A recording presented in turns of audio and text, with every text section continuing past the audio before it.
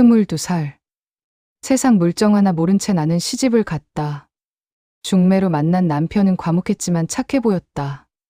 결혼식 날 시어머니는 내 손을 잡으며 말씀하셨다. 우리 아들 잘 부탁한다.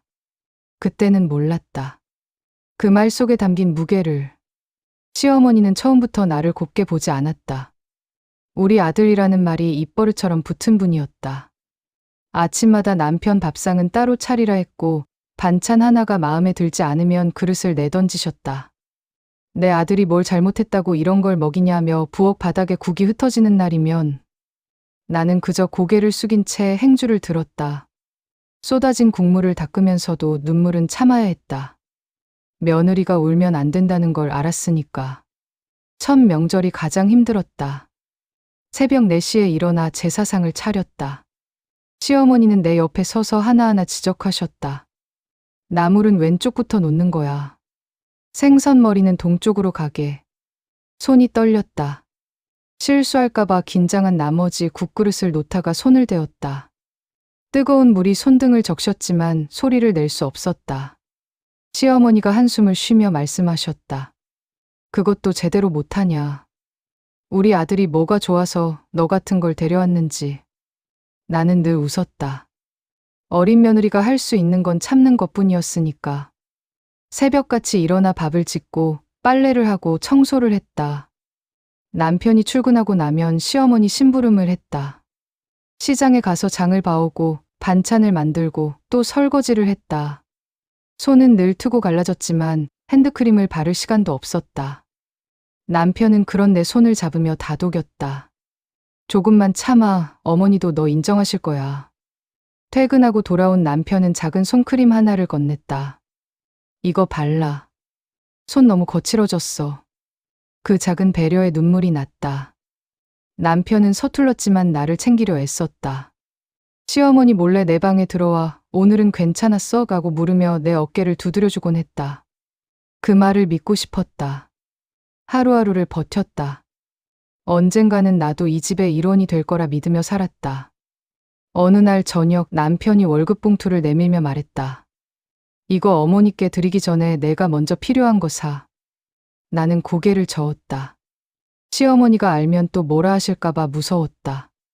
하지만 남편은 내 손에 돈을 쥐어주며 웃었다. 괜찮아. 내가 알아서 할게. 그 돈으로 시어머니께 드릴 양말 한 켤레를 샀다. 남편이 왜 내 것을 안 사냐고 물었지만 나는 그게 더 편했다. 시어머니에게 잘 보이는 게 나를 지키는 방법이었으니까. 하지만 그날은 오지 않았다. 시어머니의 눈에 나는 여전히 부족한 며느리였다. 겨울이 되어 김장을 했다.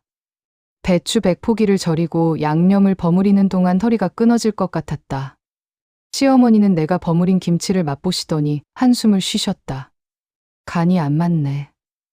역시 우리 아들은 내가 담근 김치를 먹어야 해. 며칠 밤을 새워 만든 김치였는데 그 말 한마디에 무너졌다. 임신을 했을 때도 마찬가지였다. 시어머니는 내 배를 보며 아들이기를 바라셨고 나는 그 기대를 짊어진 채 10달을 보냈다. 입덧이 심해 화장실을 들락날락해도 쉴 틈이 없었다. 시어머니는 아들 뵌 사람이 그렇게 약하면 어떡하냐며 일을 시키셨다. 배가 불러와도 빨래는 내 몫이었고 걸레질도 내가 해야 했다. 남편은 퇴근하면 몰래 내 발을 주물러 줬다. 미안해. 내가 어머니한테 말씀드릴게. 하지만 다음 날이면 똑같았다. 남편도 시어머니 앞에서는 아무 말도 못했다. 그저 나를 안쓰러워하는 눈빛으로 바라볼 뿐이었다. 다행히 아들이었다. 상현이. 그 아이가 태어났을 때 시어머니의 얼굴에 처음으로 미소가 번졌다. 역시 우리 손자야. 우리 아들 닮았어. 나는 그제야 숨을 쉴 수 있을 것 같았다. 상현이를 안고 있으면 모든 게 견딜만 했다. 아이의 작은 손가락이 내 손을 감싸는 순간 이 모든 고통이 의미 있게 느껴졌다. 하지만 행복은 너무 짧았다. 남편이 세상을 떠난 건 상현이가 태어나고 3달 뒤였다. 공사장 사고였다. 갑작스러운 일이었다. 그날 아침도 남편은 평소처럼 출근했다. 다녀올게라며 웃던 얼굴이 마지막이었다. 점심때쯤 전화가 왔다. 병원으로 오라는 차가운 목소리. 달려갔을 때 남편은 이미 차갑게 식어 있었다. 병원에서 남편의 차가운 손을 잡았을 때 세상이 무너지는 것 같았다. 아직도 따뜻해야 할 손이 얼음처럼 차가웠다. 여보, 여보 아무리 불러도 대답이 없었다. 남편의 손을 놓을 수가 없었다. 이 손을 놓으면 정말 끝이라는 걸 알았으니까. 하지만 더 무서운 건 장례식장에서 마주한 시어머니의 눈빛이었다. 그 눈은 증오로 가득 차 있었다. 내 아들 잡아먹은 여자. 그 말이 번개처럼 내 가슴을 갈랐다. 장례식장에 모인 사람들이 모두 나를 쳐다봤다. 시어머니는 내 멱살을 잡았다. 내가 우리 집에 와서 우리 아들 죽였어. 내가 죽였다고. 나는 아무 말도 할 수 없었다. 그저 고개를 떨구고 있을 뿐이었다. 장례식이 끝나기도 전에 나는 갓난아들을 품에 안고 집 밖으로 내몰렸다. 시어머니는 내 팔에서 상현이를 빼앗으려 했다. 나는 필사적으로 막았다. 어머니, 안 됩니다. 이 아이는 제가 키워야 합니다. 하지만 시댁 식구들이 덤벼들었고 결국 내 품에서 아이가 떨어져 나갔다. 너 같은 게 키우면 그 애도 죽는다. 시어머니의 목소리가 귓가에서 맴돌았다. 그렇게 내 품에서 마지막으로 본 내 아들은 하얀 보자기에 쌓인 채 울음을 터뜨리고 있었다. 나는 그 울음소리를 따라 손을 뻗었지만 문은 이미 닫혀 있었다. 대문 밖에 내던져진 나는 그 자리에 주저앉아 울었다. 나는 매일 그 집 문을 두드렸다. 새벽부터 저녁까지 대문 앞에 서 있었다. 비가 오든 눈이 오든 상관없었다. 그저 상현이를 보고 싶었다. 젖을 먹이고 싶었다. 안아주고 싶었다. 대문 너머로 아이 우는 소리가 들리면 가슴이 찢어지는 것 같았다. 상현아, 엄마야. 엄마가 왔어. 아무리 불러도 대답은 없었다. 하지만 돌아오는 건 문전박대뿐이었다. 다시는 오지 마라. 우리 집 근처도 얼씬하지 마. 시어머니의 목소리는 냉정했다. 나는 무릎을 꿇고 빌었다.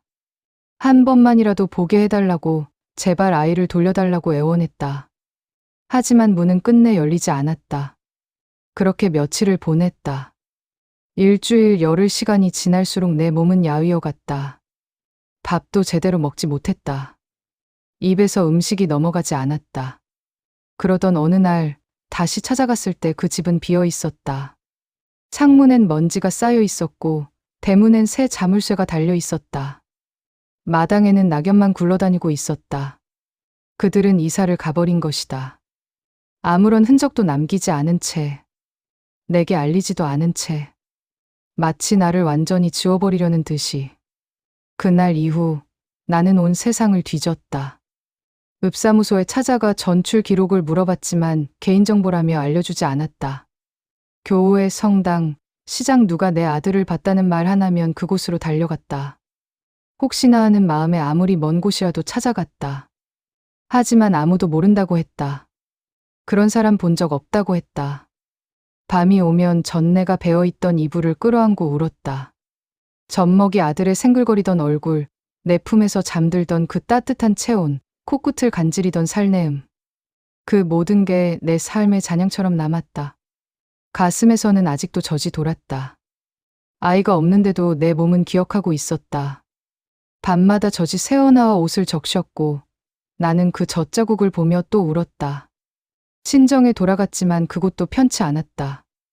부모님은 나를 불쌍히 여기셨지만 어쩔 수 없다는 표정이었다. 동네 사람들의 수군거림도 견디기 힘들었다. 남편 죽이고 아이까지 빼앗긴 여자라는 소문이 돌았다. 나는 그 말들을 들으며 점점 더 작아졌다. 그날 이후 내 인생은 멈춰 있었다. 세상은 흘러가는데 나는 그 시간 속에 묶인 채 살아야 했다. 봄이 오고 여름이 가고 가을이 지나도 내 계절은 바뀌지 않았다. 늘 그날 그 순간에 머물러 있었다. 상현이를 빼앗긴 그날에. 상현아, 엄마가 꼭 찾을게. 그 약속 하나로 나는 숨을 이어갔다. 그것만이 내가 살아야 할 이유였다. 하루하루가 버티는 일뿐이었다. 돈 한 푼 없이 내쫓긴 젊은 과부가 할 수 있는 일은 많지 않았다. 친정에서도 오래 머물 수 없었다. 부모님도 사정이 어려웠고 나는 짐이 되고 싶지 않았다. 무엇보다 상현이를 찾으려면 돈이 필요했다. 어디로든 찾아가려면, 사람을 고용하려면, 살아남으려면 돈이 있어야 했다. 처음엔 식당 설거지로 시작했다. 새벽 5시에 출근해서 밤 10시까지 일했다. 손이 불어 터지고 물집이 잡혀도 쉼이 없었다. 뜨거운 물에 손을 담그면 피부가 벗겨졌다. 손톱 밑으로 때가 끼고 손가락 마디마디가 갈라졌다. 밤이면 손을 펴지도 못했다. 굳어버린 손가락이 아팠다. 하지만 그것도 감사했다. 일을 하는 동안만큼은 생각을 멈출 수 있었으니까. 설거지를 하고 바닥을 닦고 재료를 손질하는 동안에는 상현이 생각이 조금 덜했다.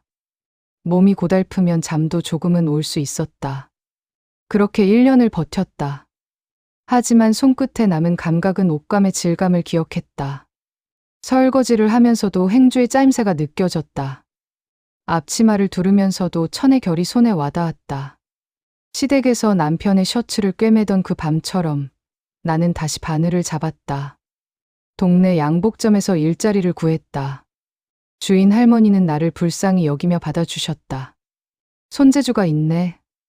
바느질은 어디서 배웠어? 그냥 혼자 익혔다고 답했다. 할머니는 고개를 끄덕이며 나를 가르쳐 주셨다. 재봉틀 쓰는 법, 옷 패턴 그리는 법, 천을 재단하는 법. 하나하나가 새로웠다. 낡은 재봉틀 하나로 시작한 삶이었다. 할머니가 쓰던 오래된 재봉틀이었다. 페달을 밟으면 덜컹거리는 소리가 났지만 나는 그 소리가 좋았다. 재봉틀을 돌리는 동안에는 다른 생각을 할 수 없었다. 오직 바늘이 천을 꿰뚫는 그 순간에만 집중할 수 있었다. 하루 종일 바느질을 하고 밤엔 새벽까지 옷을 만들었다. 양복점 일이 끝나면 집에 가져온 일감을 마저 했다. 단추 달기, 옷단 수선, 지퍼 교체. 작은 일이었지만 돈이 됐다. 한 푼 두 푼 모았다. 상현이를 찾기 위해, 언젠가 다시 만날 그날을 위해. 눈꺼풀은 천근만근이었지만 살아야 했다. 졸음이 쏟아질 때면 찬물로 얼굴을 씻었다. 손가락에 바늘이 찔려 피가 나도 멈추지 않았다. 내가 무너지면 언젠가 돌아올지도 모를 아이에게 부끄러운 엄마가 될 것 같았다. 상현이가 돌아왔을 때 엄마는 너를 찾으려고 노력했어라고 말하고 싶었다. 어느 날 할머니가 돌아가셨다. 갑작스러운 일이었다. 장례식에서 할머니의 아들이 나를 불렀다. 우리 어머니가 너한테 이걸 주라고 했어. 그게 바로 그 낡은 재봉틀이었다. 할머니는 내게 재봉틀을 물려주셨다. 그날 밤 재봉틀을 안고 한참을 울었다. 그렇게 세월이 흘렀다. 나는 작은 수선집을 열었다. 방 하나짜리 공간이었지만 내 가게였다. 간판에 현이 수선집이라고 썼다. 상현이의 현자를 따서 지은 이름이었다. 매일 그 간판을 보며 다짐했다. 꼭 찾을 거야. 손끝으로 익힌 감각은 어느새 나만의 기술이 되었고 입소문이 나기 시작했다. 처음엔 동네 사람들만 왔다. 하지만 점점 멀리서도 찾아왔다. 그 집 옷은 묘하게 따뜻해. 사람들은 내 옷을 입으면 마음이 편해진다고 했다. 정성을 다해 바느질하면 그게 느껴진다고 했다. 나는 웃었다. 하지만 속으로는 늘 묻곤 했다. 너는 지금 어디서 어떤 옷을 입고 있니? 아이 옷을 수선할 때면 특히 그랬다. 상현이도 이만큼 자랐을까? 어떤 옷을 좋아할까? 혹시 추운 건 아닐까? 그런 생각을 하며 더욱 정성스럽게 바느질했다. 수선집은 작은 공방이 되었고 공방은 작은 공장이 되었다. 직원을 고용하고 더 큰 공간으로 이사했다. 단순히 수선만 하는 게 아니라 직접 옷을 디자인하기 시작했다.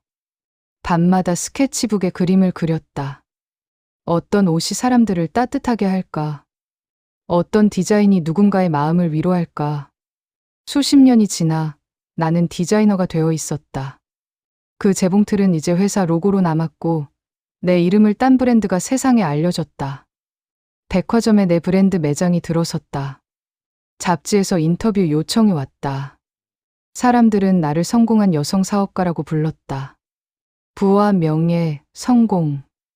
모든 걸 손에 쥐었지만 마음 한켠은 여전히 비어 있었다. 아무리 돈을 벌어도 아무리 유명해져도 그 빈자리는 채워지지 않았다. 그 빈자리는 놓고 온 아들 상현이었다. 밤마다 그 이름을 불렀다. 아무도 없는 방에서 혼자 울었다. 사람들은 몰랐다. 화려한 겉모습 뒤에 숨겨진 이 아픔을, 웃는 얼굴 뒤에 담긴 이 그리움을 나는 철저히 숨겼다. 약한 모습을 보이면 안 된다고 생각했다. 상현이를 찾을 때까지는 무너지면 안 된다고. 어느 날 새롭게 열릴 프로젝트의 신입사원 면접을 보던 중이었다. 회사가 커지면서 직원도 늘어났다. 이번 시즌 신규 디자인팀을 꾸리기 위해 면접을 보는 날이었다. 수십 명의 지원자들이 왔다. 나는 한 명 한 명 서류를 보며 질문을 던졌다. 수많은 지원자들 사이에서 유독 눈길이 가는 한 청년이 있었다. 정장을 입었지만 낯설지 않았다. 아니, 낯선데 이상하게 익숙했다. 처음 보는 얼굴인데 어디선가 본 것 같았다. 그의 미소, 말투, 손끝의 동작 하나까지도 심장이 빠르게 뛰었다. 면접표에 적힌 이름은 김우진. 순간 심장이 크게 뛰었다. 숨이 막혔다. 손이 떨려서 서류를 제대로 잡을 수가 없었다. 하지만 곧 마음을 다잡았다. 상현이는 아니야. 이름이 다르잖아. 스스로를 달래며 고개를 숙였다. 그래, 세상에 비슷하게 생긴 사람이 한둘이 아니지. 내가 너무 예민한 거야. 그날 밤 잠이 오지 않았다. 그 청년의 눈빛이 자꾸 떠올랐다. 웃을 때 입꼬리가 올라가는 모습, 긴장했을 때 손가락을 비비는 버릇, 말할 때 고개를 살짝 기울이는 습관. 모든 게 낯설지 않았다. 낯선 얼굴이 왜 이리 그립게 느껴지는 걸까? 창밖을 바라보며 생각했다. 세상에 다시 한번 운명이 장난을 치려는 걸까? 아니면 이건 그냥 내 착각일까? 30년을 기다린 내가 너무 절박해서 아무나 상현이로 보이는 걸까? 하지만 가슴은 알고 있었다. 이건 단순한 우연이 아니라고. 그날 이후로 이상하게 자꾸 그 아이가 눈에 밟혔다. 출근길에도, 회의 중에도, 저녁에 퇴근하면서도 김우진이라는 이름이 머릿속에서 떠나지 않았다. 보고 있으면 마음이 편해지고 묘한 그리움이 밀려왔다. 이상한 일이었다. 처음 만난 사람인데 마치 오래전부터 알고 지낸 것 같은 느낌. 낯선데 낯설지 않은 그 감정.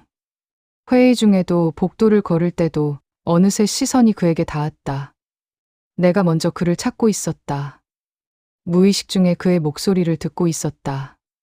회의실에서 발표하는 그의 모습을 보면서도, 식당에서 동료들과 이야기하는 그를 보면서도 나는 멈춰 서서 바라보곤 했다. 김우진. 그 이름은 낯설었지만 그 미소는 낯설지 않았다. 웃을 때 살짝 들어가는 광대 옆에 작은 보조개.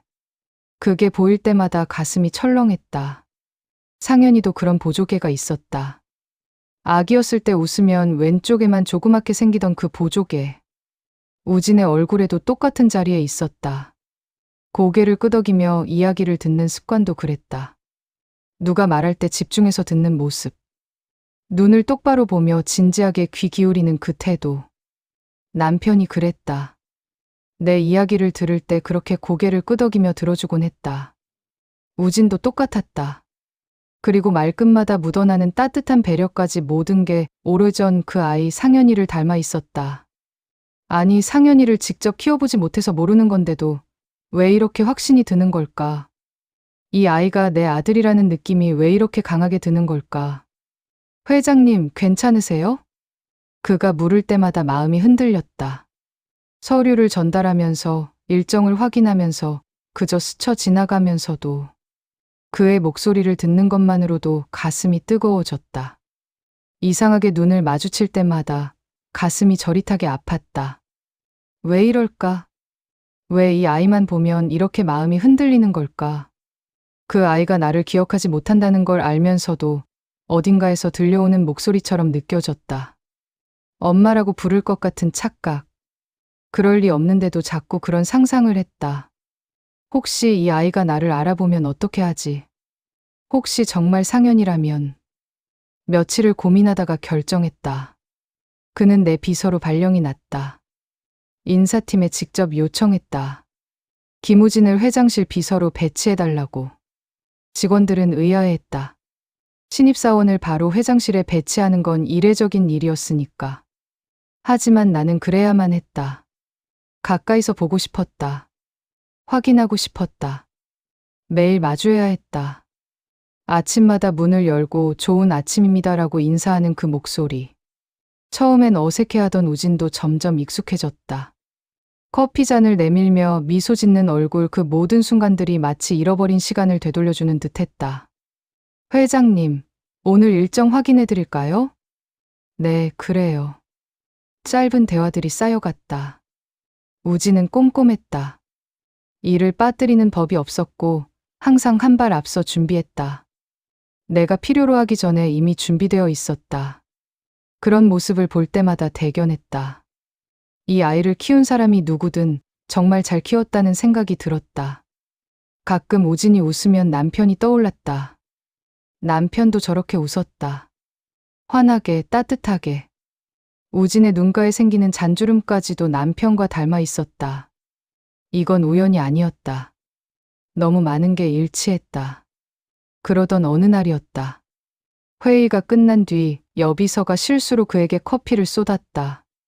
뜨거운 커피가 우진의 셔츠에 쏟아졌다. 아, 뜨거. 그는 놀라며 셔츠를 움켜쥐었다. 주변이 순식간에 소란스러워졌다. 여비서는 당황하며 사과했고 다른 직원들이 수건을 가져왔다. 나는 본능적으로 다가가 손수건을 꺼냈다. 가슴이 두근거렸다. 왜인지 모르게 당장 그에게 달려가야 할 것 같았다. 괜찮아요? 화상 입은 건 아니죠? 우진은 당황한 표정으로 고개를 저었다. 괜찮습니다, 회장님. 괜찮아요. 하지만 셔츠는 이미 커피로 흠뻑 젖어 있었다. 피부가 빨갛게 달아올라 있었다. 나는 재킷을 벗어 그에게 건넸다. 일단 이거 입어요. 보건실 가서 연고 바르고. 그 순간 그의 배에 드러난 피부의 시선이 멈췄다. 작고 어두운 반점 하나. 왼쪽 옆구리. 정확히 그 자리에 있었다. 동전만한 크기의 갈색 반점. 내 아들 상현이의 왼쪽 옆구리에 있던 태어날 때부터 함께였던 그 반점. 병원에서 처음 상현이를 안았을 때 봤던 그 표시. 순간 세상이 멈춘 듯 했다. 손끝이 떨리고 숨이 막혔다.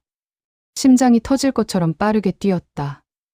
이럴 수가 있나. 눈앞이 아찔했다. 그는 아무렇지 않게 웃으며 말했다. 괜찮습니다. 어릴 때부터 있던 거예요. 태어날 때부터 있었대요. 그 말이 칼처럼 가슴에 박혔다. 태어날 때부터. 그렇다. 상현이도 태어날 때부터 그 자리에 그 점이 있었다. 의사 선생님이 말씀하셨다. 엄마 뱃속에서부터 가지고 나온 거예요. 몽고 반점이랑은 다른 거예요. 나는 억지로 웃었지만 눈앞이 흐려졌다. 그래요, 어릴 때부터 있었구나. 목소리가 떨렸다. 우진이 이상하게 쳐다봤다. 회장님 괜찮으세요? 나는 고개를 끄덕였다. 괜찮다고, 아무렇지 않다고. 하지만 다리에 힘이 풀렸다. 간신히 책상을 붙잡고 섰다. 저 잠깐 혼자 있을게요. 먼저 가봐요. 우진이 걱정스러운 표정으로 나를 봤지만 나는 손을 저었다. 그가 나간 뒤 나는 의자에 주저앉았다. 가슴을 쥐어뜯는 것 같았다. 숨을 쉴 수가 없었다. 그날 밤 나는 회사에 불을 끄지 못한 채 앉아 있었다. 책상 서랍에서 오래된 사진 한 장을 꺼냈다. 병원에서 찍은 상현이의 사진. 갓 태어난 아기. 보자기에 쌓인 작은 얼굴. 그 사진을 30년 동안 간직해왔다. 사진 속 어린 상현이의 얼굴과 오늘 본 우진의 미소가 겹쳐졌다. 눈매가 같았다. 코 모양도 같았다. 입꼬리가 올라가는 방식까지. 모든 게 일치했다. 눈물이 멈추지 않았다. 30년을 참아온 눈물이 한꺼번에 쏟아졌다. 혹시 정말 그 아이일까? 내가 놓쳐버린 그 아이가 이렇게 돌아온 걸까? 아니라고 부정하면서도 마음은 이미 대답을 알고 있었다. 그 아이가 맞다. 김우진은 내 아들 상현이다. 30년 만에 돌아온 내 아들. 하지만 어떻게 말하지? 어떻게 이 사실을 확인하지? 혹시 내가 틀렸다면? 혹시 단순한 우연이라면? 그 아이에게 상처가 되면 어떡하지? 밤새 고민했다. 창밖으로 해가 떠올랐지만 나는 여전히 그 자리에 앉아 있었다. 그날 이후 나는 마음을 다잡을 수 없었다. 출근해서도 서류가 눈에 들어오지 않았다. 회의를 해도 무슨 말이 오가는지 귀에 들리지 않았다. 머리로는 말이 안 된다고 생각했지만 가슴은 이미 알고 있었다. 그 아이일지도 모른다는 생각이 하루 종일 머릿속을 떠나지 않았다. 밤이면 잠을 이룰 수 없었다. 천장을 바라보며 우진의 얼굴을 떠올렸다. 그 미소, 그 눈빛, 그 말투. 모든 게 상현이 같았다. 30년 전 내 품에 안겼던 그 작은 아기가 이렇게 자라서 돌아온 걸까? 아니면 이건 그냥 내 간절함이 만들어낸 환상일까? 우진과 눈을 마주칠 때마다 가슴이 뛰었다. 복도에서 스쳐 지나갈 때도, 회의실에서 자료를 전달받을 때도 모든 순간이 떨렸다. 이 아이에게 말해야 하나? 아니면 그냥 혼자 간직해야 하나? 매일이 고민이었다. 며칠 후 우진이 조심스럽게 내게 물었다. 회장님 실례가 안 된다면 여쭤봐도 될까요? 그날은 퇴근 시간이 다 되어서였다. 다른 직원들은 모두 퇴근하고 우리 둘만 남아 있었다. 우진이 서류를 정리하다가 멈춰 섰다. 그의 눈빛엔 망설임이 가득했다. 뭔가 말하고 싶은데 차마 입 밖으로 내지 못하는 표정. 말해봐요. 뭐든지. 나는 최대한 차분하게 대답했다. 하지만 손은 떨리고 있었다. 우진이 천천히 입을 열었다. 저 이상하게 회장님을 보면 마음이 편해요. 어릴 적에 자주 봤던 사람처럼 익숙하고 그게 왜인지 모르겠어요. 그의 목소리는 조심스러웠다. 말하면서도 자신이 이상한 소리를 하는 건 아닌가 걱정하는 듯했다. 하지만 나는 알았다. 이건 단순한 느낌이 아니라는 걸. 피는 속일 수 없다는 걸. 그 말을 듣는 순간 숨이 멎을 뻔했다. 나는 조용히 고개를 숙였다. 눈물이 쏟아질 것 같았다. 그리고 입술이 떨렸다. 우진 씨 나도 그래요. 처음부터 이상하게 그랬어요. 목소리가 갈라졌다. 참으려 해도 감정이 새어나왔다. 우진이 놀란 표정으로 나를 쳐다봤다. 나는 계속 말을 이었다. 면접 볼 때부터요. 당신을 보는 순간부터 뭔가 이상했어요. 낯설지 않았어요. 잠시 침묵이 흘렀다. 창밖으로 해가 지고 있었다. 빌딩 숲 너머로 노을이 붉게 물들고 있었다. 우리는 그 노을을 바라보며 말없이 서 있었다. 우진이 용기를 내듯 입을 열었다. 저 사실은요. 저 할머니 손에서 자랐어요. 그 말에 심장이 쿵 내려앉았다. 할머니라면 시어머니 그렇다면 정말.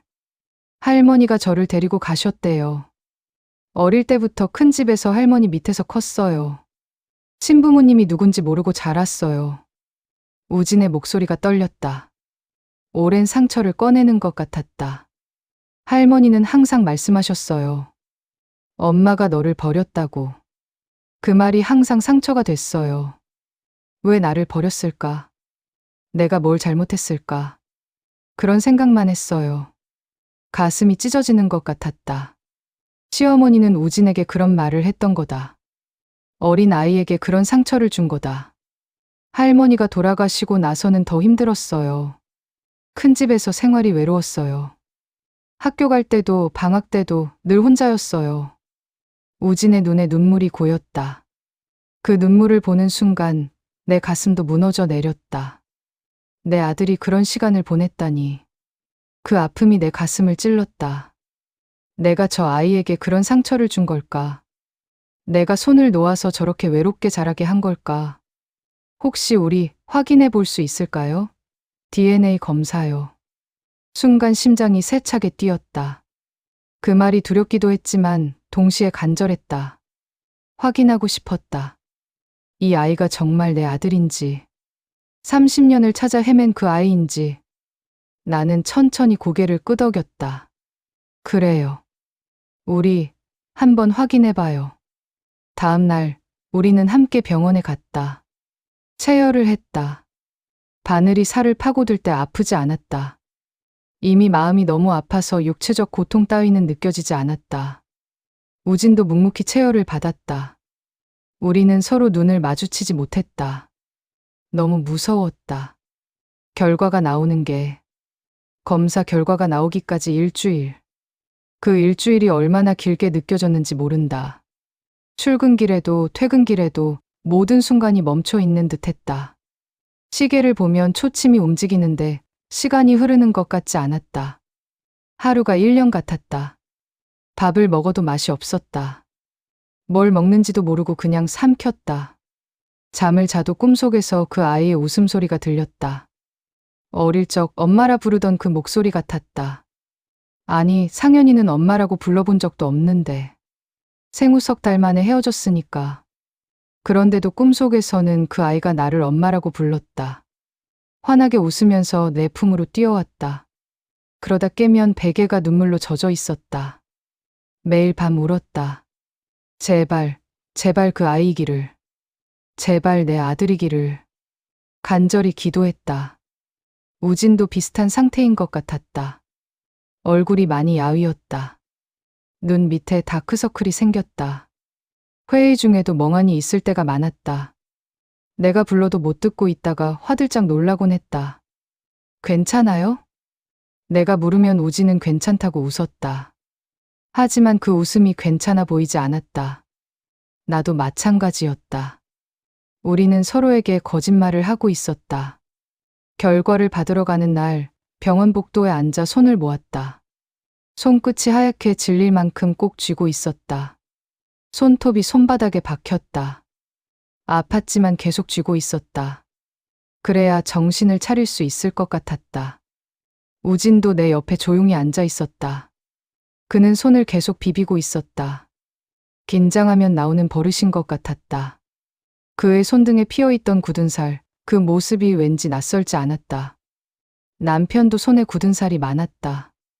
일을 많이 해서. 회장님, 괜찮으세요? 그가 내 어깨를 살짝 잡았다. 떨고 있는 나를 보고 걱정한 모양이었다. 그 따뜻한 손길에 눈물이 핑 돌았다. 이렇게 따뜻한 손길. 오래전 남편이 내 어깨를 두드리던 그 손길 같았다. 응, 괜찮아. 이제 정말 괜찮을 거야. 무슨 근거로 그런 말을 했는지 모르겠다. 하지만 그렇게 믿고 싶었다. 이제는 괜찮을 거라고. 30년의 기다림이 끝날 거라고. 잠시 후 의사가 우리를 불렀다. 진료실 문을 열고 들어갔다. 다리가 후들거렸다. 의사는 무표정한 얼굴로 봉투를 건넸다. 결과 나왔습니다. 봉투가 내 손에 쥐어졌다. 하얀 종이 안에 담긴 단 4글자. 그것이 우리 인생을 바꿀지도 모른다고 생각하니 숨이 막혔다. 떨리는 손으로 봉투를 열었다. 우진이 내 옆에서 숨을 죽이고 있었다. 봉투를 찢는 소리가 유난히 크게 들렸다. 종이를 꺼냈다. 검은 글씨가 눈에 들어왔다. 부자 일치. 그 순간 세상이 멈췄다. 숨이 막히고 눈물이 터져 나왔다. 종이를 잡은 손이 너무 떨려서 글자가 흐려졌다. 하지만 분명히 보였다. 부자 일치. 우진은 내 아들이다. 상현이가 맞다. 우진도 아무 말 없이 고개를 떨구었다. 그의 어깨가 흔들리고 있었다. 울고 있는 것 같았다. 나도 울었다. 30년을 참아온 눈물이 한꺼번에 쏟아졌다. 서로를 마주본 채 우리는 한참 동안 말을 잃었다. 말이 필요 없었다. 그저 서로를 바라보는 것만으로도 충분했다. 30년 만의 재회. 잃어버린 시간. 찾아낸 인연. 우진이 먼저 입을 열었다. 목소리가 떨렸다. 어머니. 그 한마디에 무너졌다. 나는 우진을 끌어안았다. 30년 만에 안는 내 아들. 이제는 놓지 않을 거야. 절대로. 부자 일치. 그 내 글자를 보는 순간 세상이 조용해졌다. 숨이 멎고 모든 소리가 멀어졌다. 병원 복도의 발자국 소리도 어디선가 들리는 아이 우는 소리도 모든 게 사라졌다. 오직 그 내 글자만 내 눈앞에 선명했다. 부자 일치. 우진은 내 아들이다. 상현이가 맞다. 손끝이 떨렸다. 봉투를 쥐고 있던 손이 힘없이 떨어졌다. 종이가 바닥에 떨어졌지만 줍지 못했다. 온몸에서 힘이 빠졌다. 다리가 풀려서 주저앉을 것 같았다. 나는 고개를 들 수가 없었다. 눈물이 쏟아지는데 그 아이가 내 앞에 있었다. 30년을 찾아 헤맨 내 아들이 바로 옆에 서 있었다. 어떻게 얼굴을 마주해야 할까? 뭐라고 말해야 할까? 회장님. 그가 떨리는 목소리로 나를 불렀다. 아직도 회장님이라고 부르고 있었다. 하지만 이제 그 호칭은 어울리지 않았다. 우리는 더 이상 상사와 직원이 아니었다. 아니었다. 엄마. 그 한마디에 가슴이 무너져 내렸다. 30년 만에 듣는 그 단어. 한 번도 들어본 적 없는 그 목소리. 상현이는 생후 석 달에 헤어졌으니까 나를 엄마라고 불러본 적이 없었다. 그런데 지금 이 순간 처음으로 내 아들이 나를 엄마라고 불렀다. 나는 자리에서 일어나 그를 끌어안았다. 꼭 절대 놓치지 않겠다는 듯이. 우진도 나를 안았다. 그의 팔이 내 등을 감쌌다. 따뜻했다. 살아있었다. 내 아들이 살아있었다. 서로 아무 말도 하지 않았다. 그저 울었다. 진료실 안에서 의사 앞에서 우리는 한참을 그렇게 안고 울었다. 부끄럽지 않았다. 창피하지 않았다. 이 눈물은 너무나 당연한 것이었으니까. 잃어버린 세월이 한꺼번에 밀려왔다. 30년 동안 참아왔던 그리움이 한순간에 무너져 내렸다. 내가 우진을 키우지 못한 시간들. 첫걸음을 뗄 때, 학교에 입학할 때, 성인이 될 때. 모든 순간을 함께하지 못했다는 죄책감이 밀려왔다. 미안하다, 정말 미안하다. 목소리가 떨려 말을 잇지 못했다. 목이 메었다. 가슴이 터질 것 같았다. 우진의 등을 쓰다듬으며 계속 사과했다. 미안하다고, 정말 미안하다고. 그는 고개를 저으며 울먹였다. 아니에요. 엄마 잘못 아니에요. 저는 이제야 알았어요. 엄마가 저를 버린 게 아니었다는 걸. 우진의 목소리도 떨리고 있었다. 그도 울고 있었다. 나이 39의 어른이 어린아이처럼 울고 있었다. 30년 동안 쌓였던 외로움이 한꺼번에 터져 나오는 것 같았다. 우리는 병원을 나와 조용한 카페로 갔다. 사람들 눈을 피해 구석진 자리에 앉았다. 우진은 천천히 자신의 이야기를 꺼냈다. 그는 자신이 자라온 이야기를 들려주었다. 시어머니 밑에서 자랐다고 했다. 그 말에 심장이 철렁했다. 시어머니. 그렇다. 상현이를 빼앗아간 그분이었다. 할머니 밑에서 자랐고 늘 꾸중과 냉대를 받았다고 했다. 할머니는 우진에게 따뜻하지 않았다고 했다. 밥을 주고 학교를 보내주긴 했지만 사랑은 없었다고. 넌 우리 집 애가 아니야 라는 말을 자주 들었다고 했다.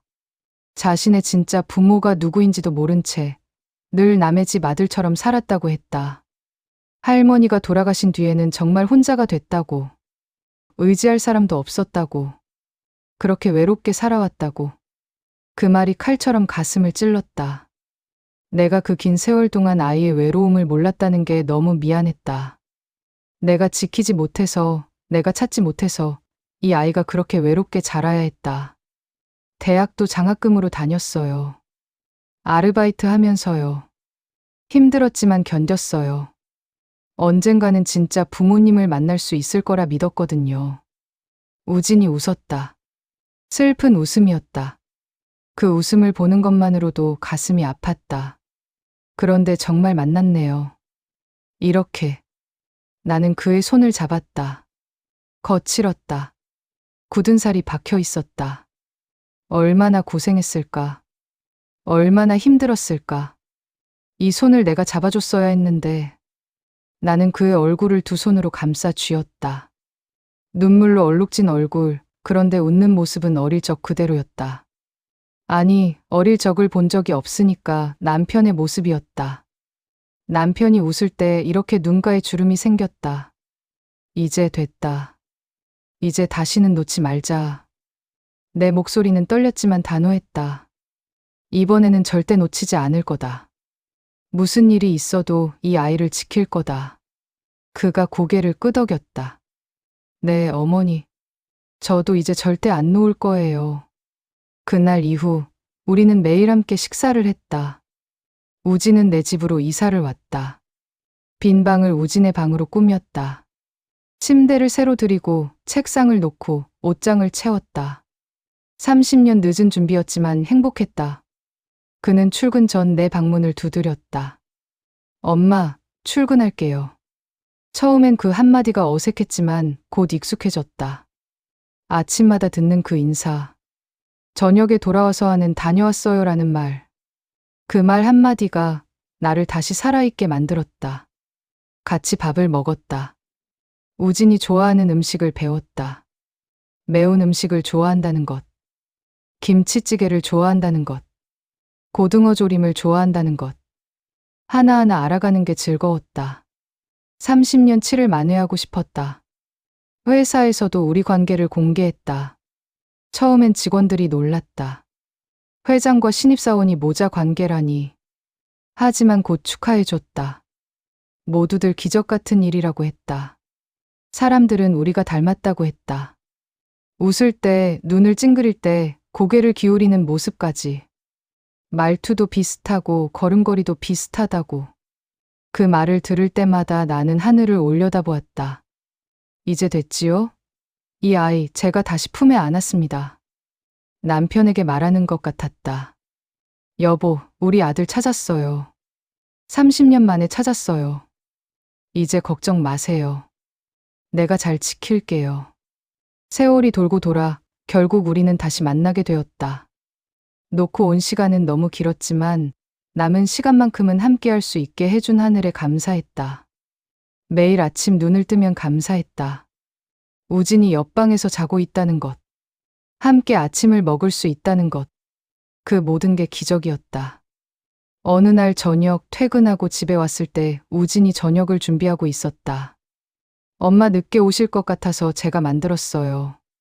테이블에는 김치찌개와 계란말이, 그리고 나물이 놓여 있었다. 한참을 바라보다가 나는 그의 손을 꼭 잡았다. 고마워, 우리 아들. 정말 고마워. 우진이 웃었다. 환하게. 아기 때 웃던 그 미소처럼. 이제 집에 가자, 우리 아들. 그날 밤 나는 우진에게 말했다. 여기가 바로 내 집이라고. 이제 돌아갈 곳이 생긴 거라고. 그는 고개를 끄덕이며 조용히 대답했다. 네, 엄마. 저 이제 집 찾았어요. 그 목소리가 내 가슴 깊은 곳에서 메아리 쳤다. 30년 만에 다시 듣는 세상에서 가장 그리웠던 부름이었다. 엄마. 그 두 글자가 이렇게 소중한 줄 몰랐다. 밤하늘의 별이 빛나고 있었다. 우진과 나란히 서서 그 별을 바라봤다.